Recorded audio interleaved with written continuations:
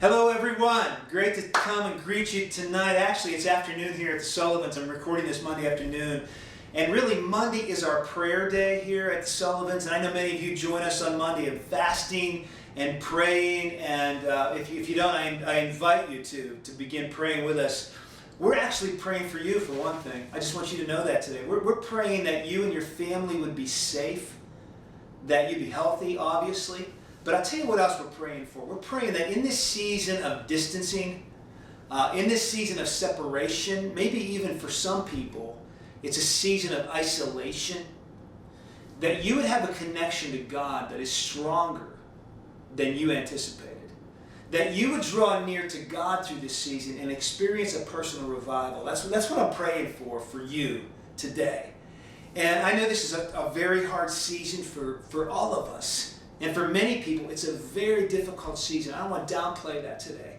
But I just pray that the God, the Scripture tells us, that comes along beside us would give you a very real sense that He is with you and He is for you, even in the midst of such an unusual season like this one. You know, I have a lot of people asking me, Pastor Warren, when are we coming back? And when are we going to start again? And I'm like, if it was up to me, I would tell you to meet me at the church in 10 minutes. I cannot wait for us to get back. I'm looking forward to it as much as anyone. I go over to the church a couple times a week, and I walk around. And our church is so beautiful, and I'm so thankful for just the campus and the grounds and the woods out in the back of the church. And it's, especially on a day like this, it's so beautiful. But it's not the same without you being there. And I cannot wait to get you back, for us to be back there together. And when that happens, we're really going to celebrate. But I want you to know it's going to be a process. And I've been talking to other people that lead other large churches and some other organizations. We're an organization of thousands of people. And this process of getting everyone back is going to be more like a turning up of a dimmer on a light, where you could turn it up a little bit at a time. You know what I mean? Can you envision that? It's not going to be like turning on a light switch where everything comes on all at once. But it's going to be a gradual process. And I want us to be united on that. I want us to be patient. But I cannot wait until we all get back together again. But it is going to be a slow process. And probably when we launch into this, we're going to probably start with very small groups of people and gradually build up and see what's happening around us and be careful. But the plan is, and the goal is, and our strategy is, that as soon as we possibly can, we're going to try to get people back together again. But listen, safety is our high priority. I want you to see that, especially I think about people's children. I want to make sure it's safe. And as I think about the elderly, I want to make sure that there's a safety precautions that are in place, that when we come back, that people come with confidence, knowing that we've done everything we can to keep them safe. One of the things I believe that is really at the heart of our church is to honor Jesus Christ. And whether we are under the roof of the church or whether we're online, my heart and my goal, and I think this is true for all of us, is that the name of Jesus would be honored in all we do. And our staff has done an excellent job of carrying out that vision. I mean, it's astounding what the people of our staff have done here over the last 6 weeks. Before we started this lockdown, we really had very little online media presence. And it has just absolutely exploded. I mean, I was doing the counting of kind of an informal count of how many people have connected with our media online. So, Celebrate Recovery and the Children's Ministry and all the different things we have on our YouTube channels and Facebook. Literally tens of thousands of people have connected with our media online. 6 weeks ago, we didn't have any of that. We didn't even have a kind of a media arm of our church. And yet God is using it in such a fantastic way that it exceeds any of my expectations. And I'll tell you why I say that. It is not to pat us on the back, because it's completely a God thing. But when we do come back, I believe as a church we're going to be better at reaching out, because we now have a strong online presence, which enables us not to even only reach people locally, but to reach around the world, which is what has been happening. We have people that are watching our content from all over the place. People don't even know. So God is blessing and using our ministry in ways that I didn't even expect.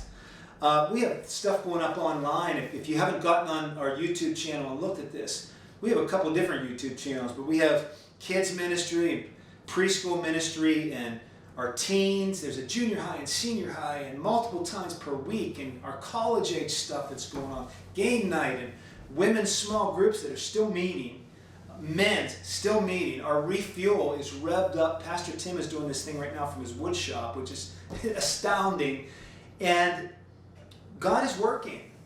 And I believe our staff is probably working more hours than they have ever worked before. I just want to tell you that to tell you this. If you are not connected with what is happening online, if you haven't connected with some of the Zoom groups or Refuel online, I want to give you our phone number. This is our Hope line, but it's also a way for you to get technical assistance to help you get on and find some of this content online. It's 724-815-3027. If you text that number or call that number, probably one of the pastors is going to call you back and make it very simple for you to connect with what we have going on online. All right? So I'd like to get everyone connected with it. If you don't have access to ongoing computer access, we'll send you CDs of some of this content. We just want to get you connected in any way possible. Someone asked me the other day about 2020 Vision. What's happening with 2020 Vision?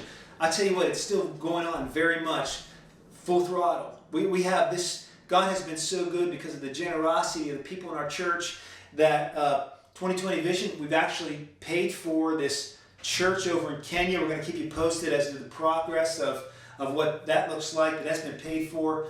Our church in Vienna, part of the 2020 Vision was to put a better lane in there because it had a single little driveway going in, and to expand their parking. And I am happy to report that that part of the 2020 Vision is now completed.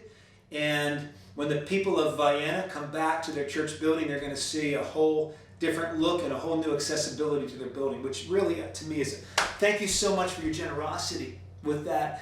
One of the other things was our live streaming, which our vision has been that it would enable us to connect with a lot more people all over the world. And because of this shutdown, we've had to accelerate getting online. And the good thing is that we had already purchased quite a bit of the equipment for the live streaming.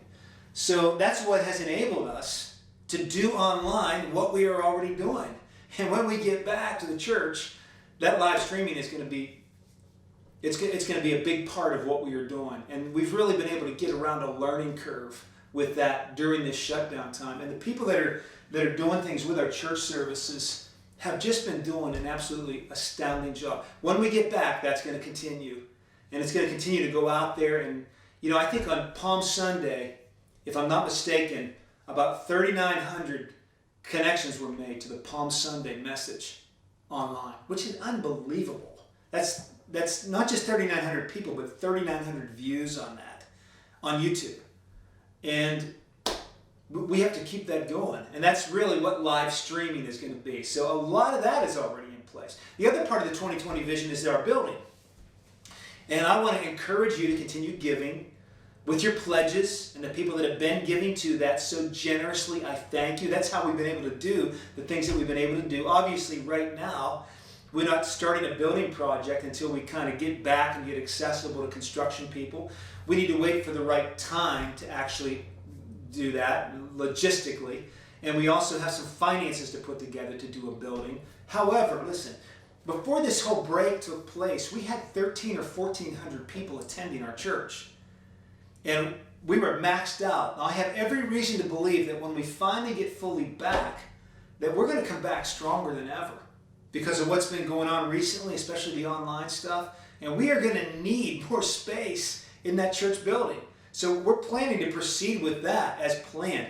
Exactly when that's going to happen, I'm not sure exactly when, but as soon as it's humanly and financially possible, we're going to make that happen. So 2020 Vision is in full swing.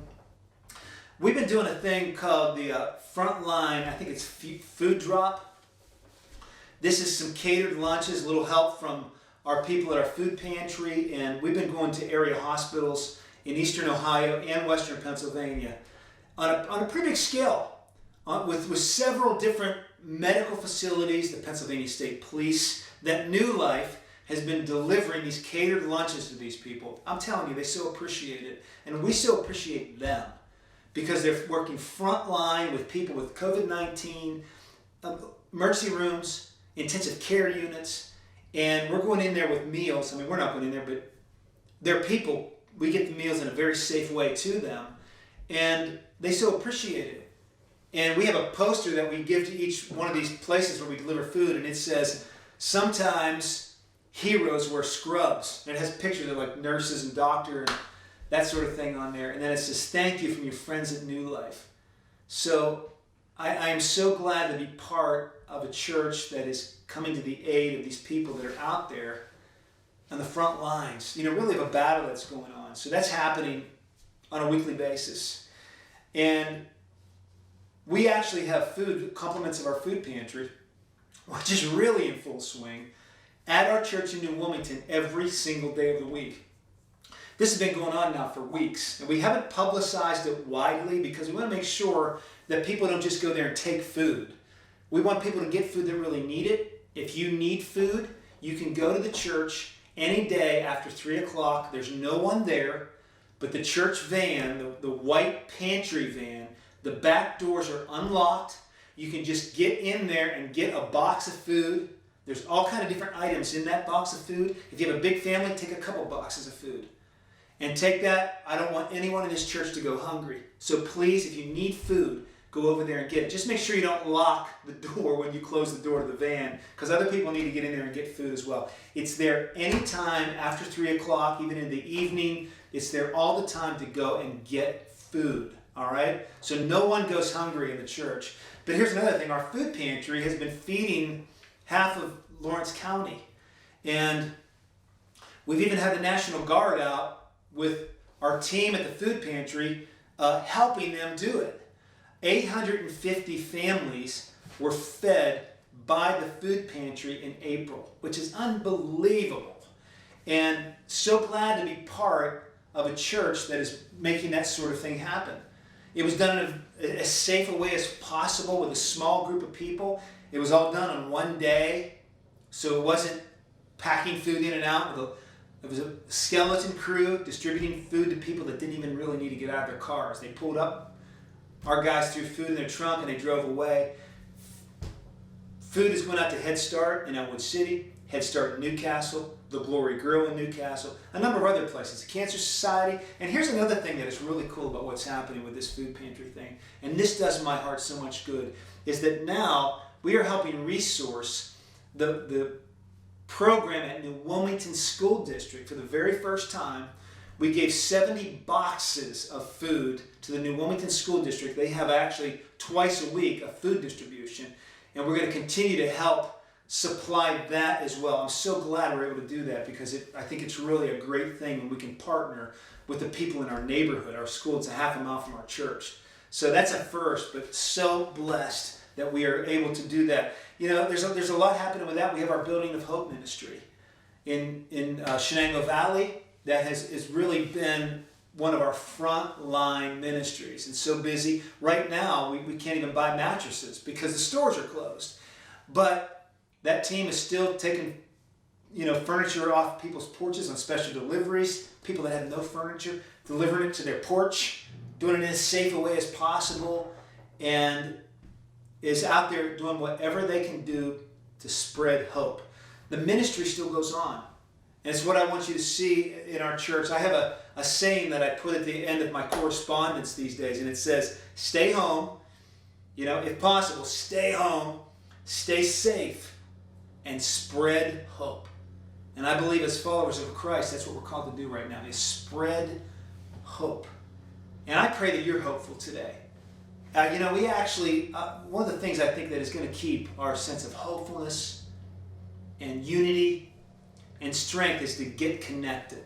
We have a lot of people in our church that are connected with the church. They're on Zoom meetings, they're on FaceTime, they're corresponding back and forth with youth pastors and women's ministry and a lot of different things. But there's also a lot of people in our church who are not really connected. And I want you to get connected. So we're going to take on a special initiative. We want to get every person in our church connected to the church. And especially now while people are home, while kids are home, teenagers are home, some people aren't working right now, we want you to get connected. If you're part of a refuel group and your refuel group is online, you need to get connected with those people. You need to get online with them and get reconnected. If you're having a hard time with the technology, I'll give you that phone number one more time. I want to make sure everyone has an opportunity to get connected. 724-815-3027. You call that number, a pastor, somebody's going to call you back and help you walk through what it's like to get connected online. On our website at nlbc.church, there's a special connect button. You can click on that button. It'll give you a chance to put your name and your info in there to sign up for some of these ministries and some other ones.